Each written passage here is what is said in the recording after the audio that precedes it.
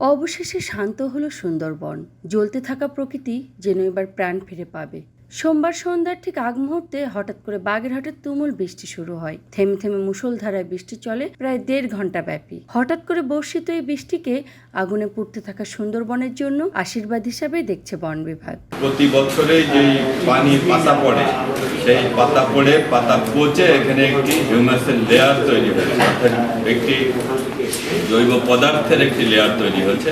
সেটি প্রায় 7-8 ইঞ্চি একটি লেয়ার আছে। এই লেয়ারের মধ্যেই কিন্তু আগুনটি ধরে এবং এই লেয়ারটি আপনি দেখবেন যে তুষের মতো কাজ করে।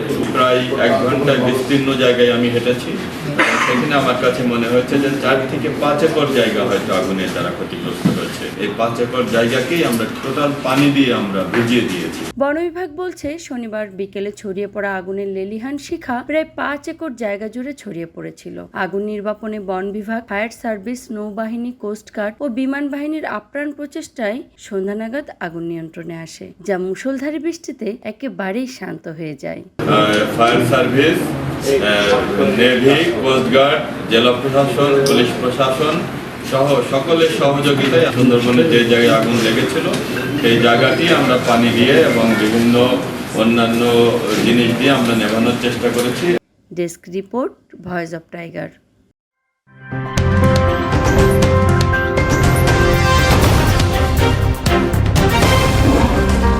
Voice of Tiger.